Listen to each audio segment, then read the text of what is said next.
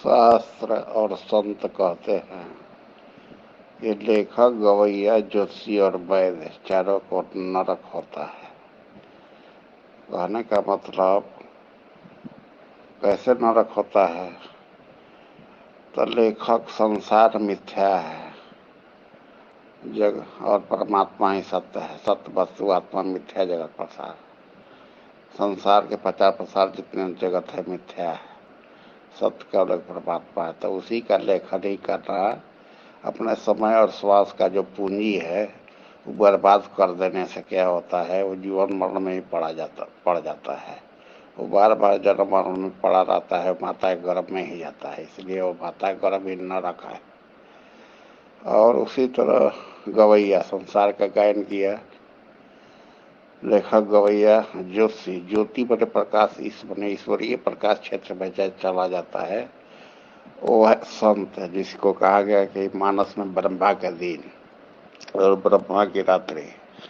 तो ब्रह्मा के दिन में तो संत चले जाते हैं, बाकी जो ज्योतिषी और जो सुगा पढ़ाकर गुणा भागा निकाल कर हाथ देकर जो ज्योतिषी बनता है, वो केवल सांसारिक ही हानि लाभ बताता है, इसीलिए वो भी नरक में चला जाता है।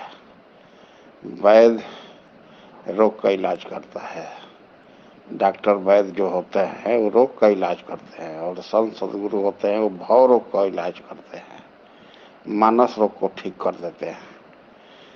यानी जो सांसारिक क्षेत्र में ही जिसका जैसा जो कर्म रहा है उसका हिसाब से भोग मिलता है, उसी को हम लोग रोग कहते हैं।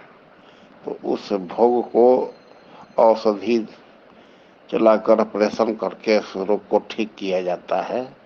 तो उस परमात्मा के दी हुई भोग का वो खंडन किया तो कुछ परसेंट उस भोग का उसमें भी जुट जाता है।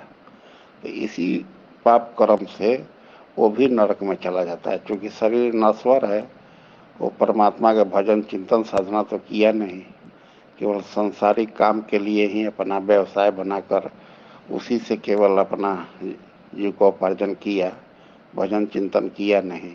इसीलिए वैद्य भी नरक में चले जाते हैं।